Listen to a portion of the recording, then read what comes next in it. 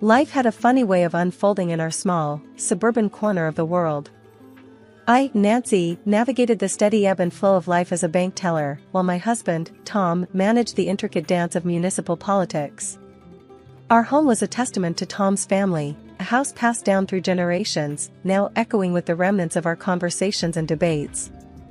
It was a typical Thursday evening, and I was rummaging through the kitchen, prepping for dinner. The aroma of cooking filled the air, a small comfort in the otherwise silent house. "Tom, dinner's nearly ready," I called out, my voice bouncing off the walls. He strolled into the kitchen, his face buried in the day's mail. Smells good.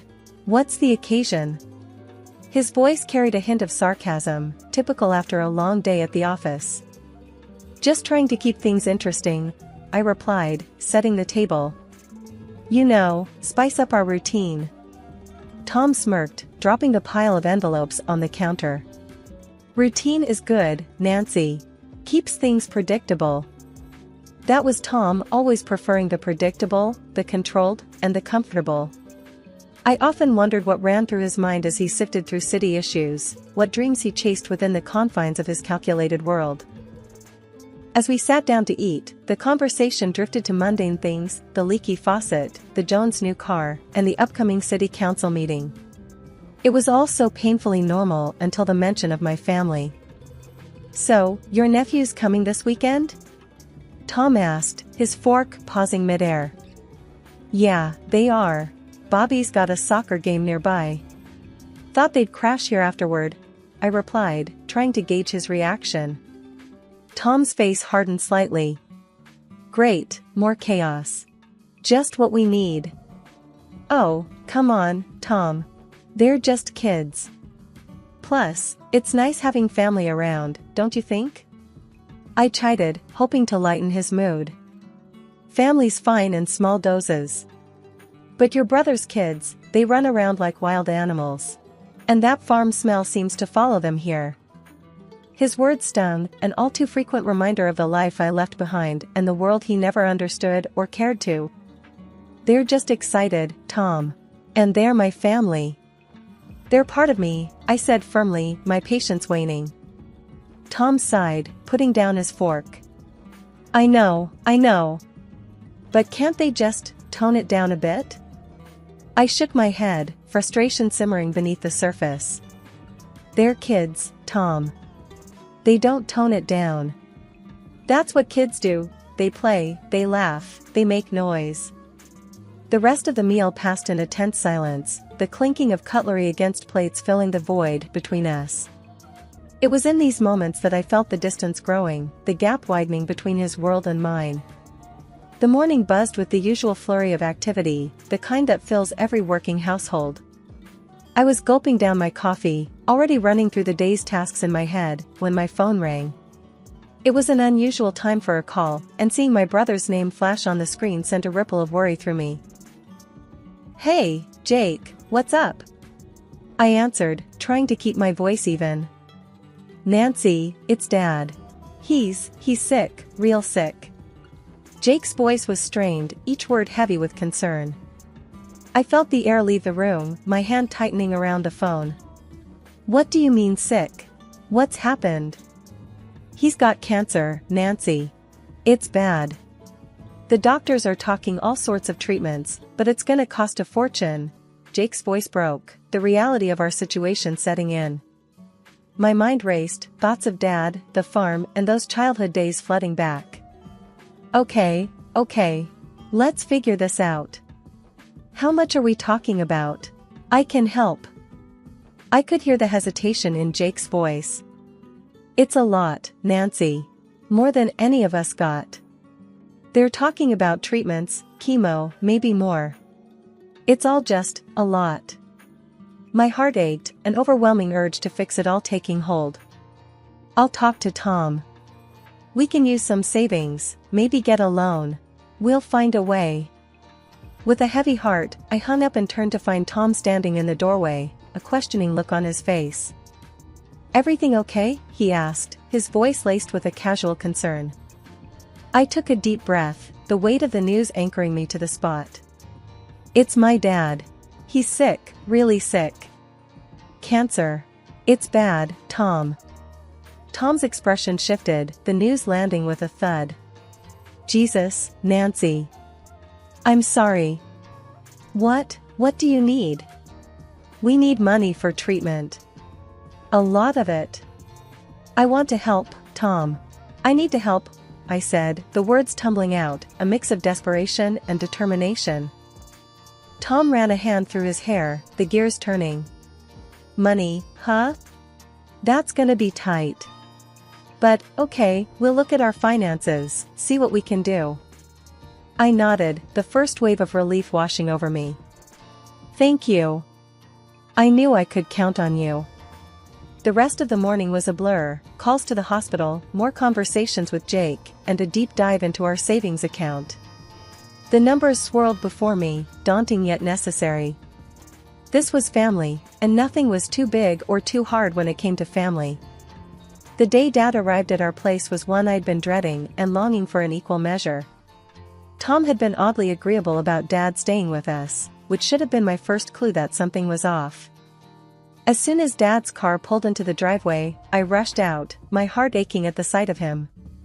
He was a shell of the robust man I remembered, his frame hunched, his face drawn with pain and weariness. Nancy, my girl, he said, his voice weak but filled with warmth as I helped him inside. Tom came out to greet us, his smile a little too stiff, a little too forced. Welcome, Mr. Williams. Let me show you to your room. The evening passed in a sort of anxious dance, Dad trying to appear stronger than he was, Tom playing the gracious host, and me, caught in the middle, worrying about everything unsaid. As we sat down to dinner, a heavy silence enveloped the table. Tom was the first to break it, his voice cutting through the stillness like a knife. So, Mr. Williams, I've been thinking about your situation. I want to help, really I do. Dad nodded, a wary look in his eyes. That's kind of you, Tom. I appreciate all the support. But, Tom continued, I think it's only fair we discuss some terms. Terms? My stomach twisted at the word, a sense of dread creeping up my spine. What do you mean, Tom? I asked, my voice barely above a whisper. Tom looked between Dad and me, his gaze calculating. Well, it's simple really. I'll cover the medical expenses, allow you to stay here, but in return, I want the farm. All of it, transferred to me and Nancy. I stared at him, disbelief and anger churning inside me. Are you serious right now? You can't be serious. Dad's expression hardened, his tired eyes suddenly alight with a spark of the old fire. You want my land, my home, in exchange for helping me? It's a fair deal, don't you think? Tom said, leaning back in his chair. A small price to pay for your health and comfort. I couldn't believe what I was hearing. This was my husband, the man I'd vowed to spend my life with, and he was bargaining over my father's life like it was a business transaction. Tom, you can't do this. It's not right. It's disgusting, I spat out, the words tasting bitter in my mouth. Dad pushed his chair back, his body trembling with a mix of rage and effort. I don't want your money, Tom. Not like this. I'd rather die than give you everything I've worked for. The room spun around me, the walls closing in. This was a nightmare, a terrible, heartless game, and Tom was revealing himself to be the villain. Fine, Tom said, his voice cold. Then you leave. Both of you. I won't be taken for a fool. With that, Dad grabbed his cane, his pride the only thing keeping him upright. I followed, my mind a whirlwind of hurt, anger, and disbelief. Tom, I can't believe you. I won't let you do this to my family, I said, my voice trembling. But he didn't respond, his face set in a mask of indifference. We packed a few things, Dad's weak protests echoing in my ears. This was it. The facade had crumbled, and the man I thought I knew had vanished, replaced by a stranger with cold eyes and a colder heart. We didn't speak much on the drive to the small rental I'd managed to find on short notice. It wasn't much, But it was a roof over our heads, a place to regroup and figure out our next steps. Once inside, I helped Dad to the couch, his body sinking into the cushions with a weary sigh. "Nancy, I'm sorry. I never should have put you in this position," he murmured, his eyes downcast. "No, Dad. Don't you dare apologize. This is on Tom, not you." "I can't believe he'd do something like this," I replied, my voice fierce with anger. Dad shook his head, a bitter laugh escaping him. "And to think I almost considered it, for a moment, to make sure you'd be taken care of. That's exactly why I'm doing all this, Dad. You took care of me my whole life." "It's my turn now," I said, squeezing his hand. The following days were a blur of doctor's appointments, phone calls, and late-night internet searches for any financial aid we might qualify for. I was running on adrenaline and coffee, determined to find a way to afford Dad's treatment. One evening, after a particularly grueling day, I came back to the rental to find Dad sitting at the small kitchen table, a stack of bills in front of him. "Nancy, sit down. We need to talk about this. Realistically," he said, his voice steady but tired. I pulled up a chair, my stomach in knots. "What is it, Dad?" He pushed the bills toward me, his finger tapping on the total amount due. "This is more than you can handle, Nancy. I can't let you ruin your life for me." Tears pricked at my eyes, but I blinked them back. "Dad, I'm not having this conversation. I'll find a way.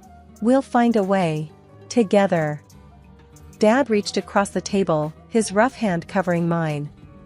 "Nancy, listen to me. I've lived a good life. I've seen you grow into a remarkable woman. If it's my time, then so be it.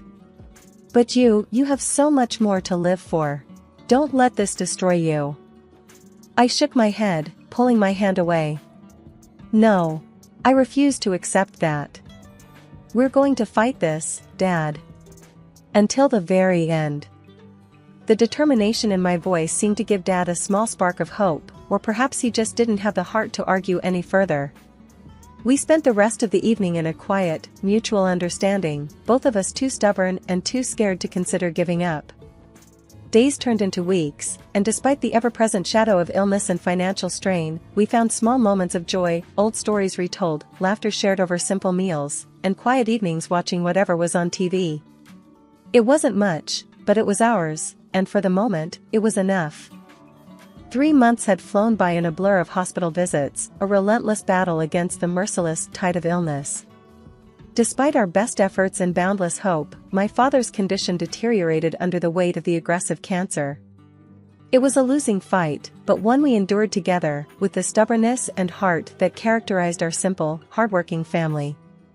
My father's passing was quiet, a gentle surrender in the early hours of a gray morning. The pain of losing him was sharp, a raw wound that seemed to echo through the empty spaces of our rented home. The funeral was a somber affair, filled with hushed voices and tear-stained faces, a final goodbye to a man who had been the bedrock of our family. After the guests had left, the condolences spoken, and the last of the dishes put away, I sat with my brother, Jake, on the porch of our family home. The air was heavy with unspoken words, a shared grief hanging between us. "Emma, he was so proud of you. We both are. You did everything you could." I nodded, the weight of grief a tangible thing on my shoulders. "I just wish it could have been different." Jake hugged me, and we stood there, in the fading light, saying goodbye to our father, to a part of our lives that we'd never get back. The days after the funeral were heavy and quiet, filled with the kind of emptiness that follows a storm. I spent long hours staring at the land, our land, stretching out with rows of corn and the old oak tree standing tall against the skyline.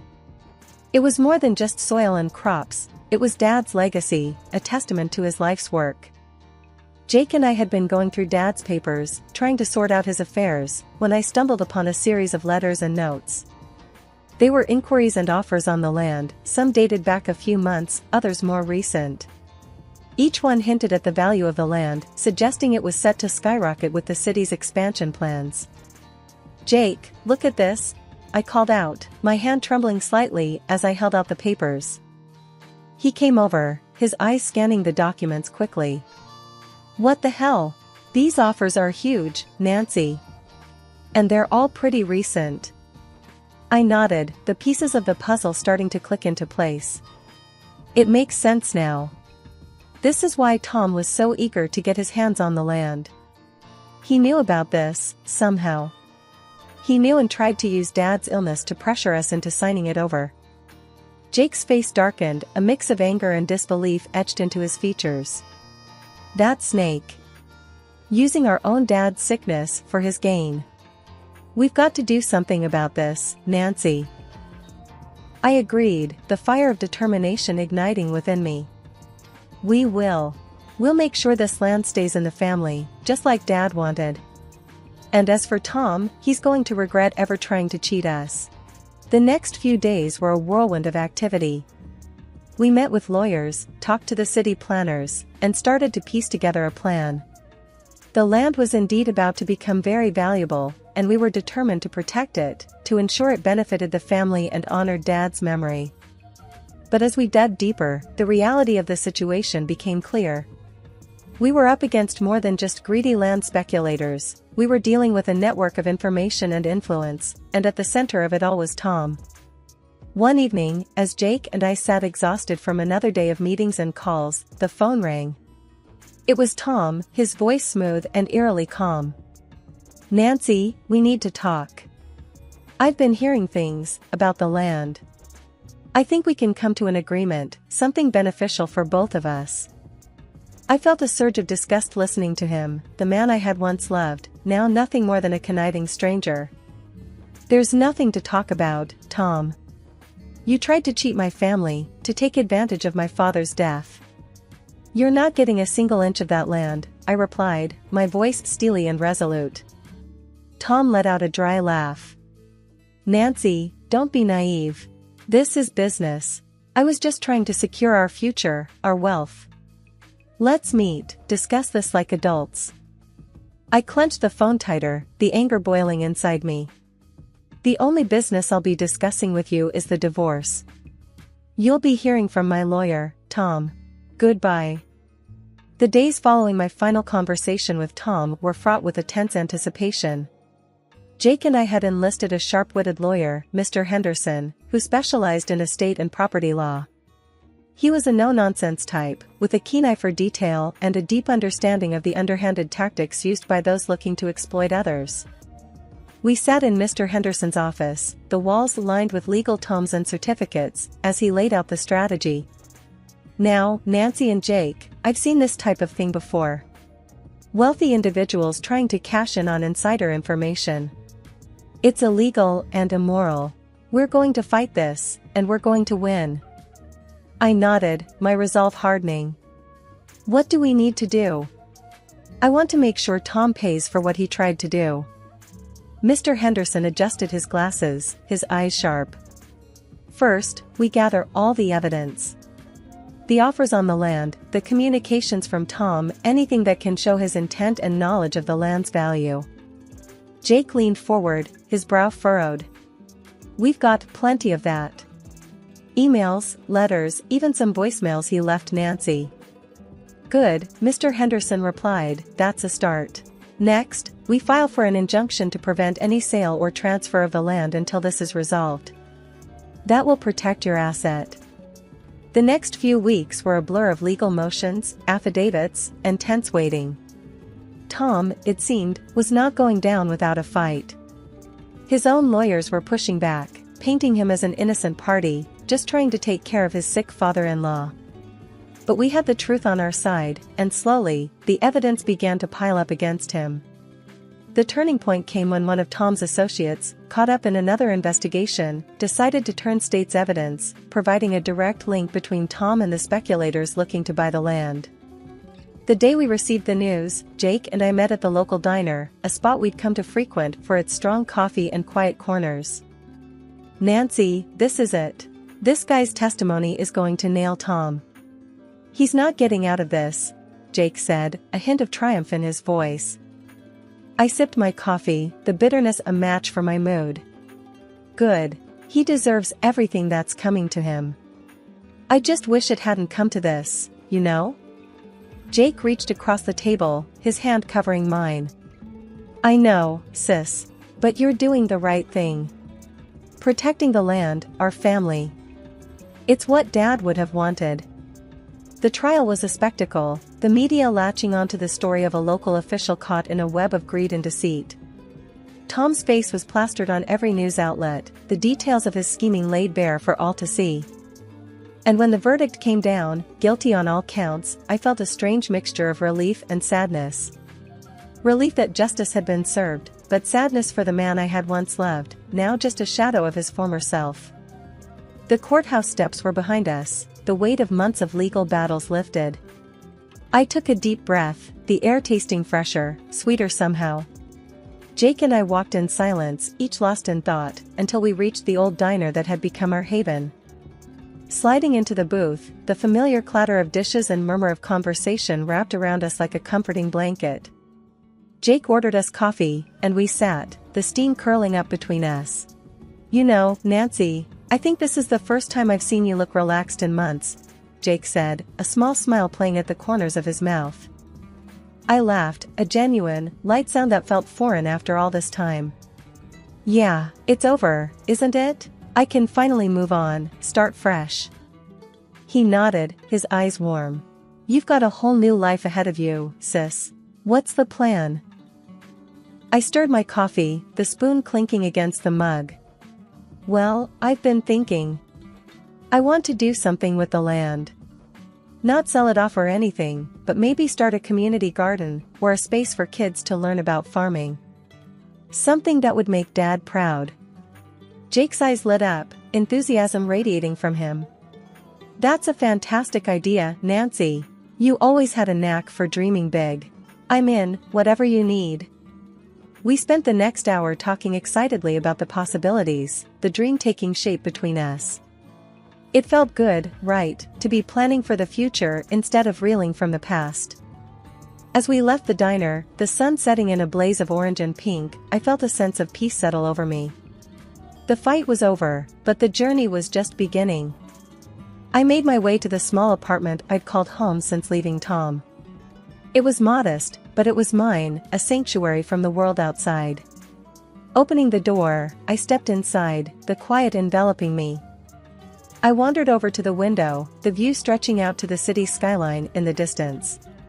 The land, our land, lay between here and there, a green expanse filled with potential and promise. The phone rang, startling me from my reverie.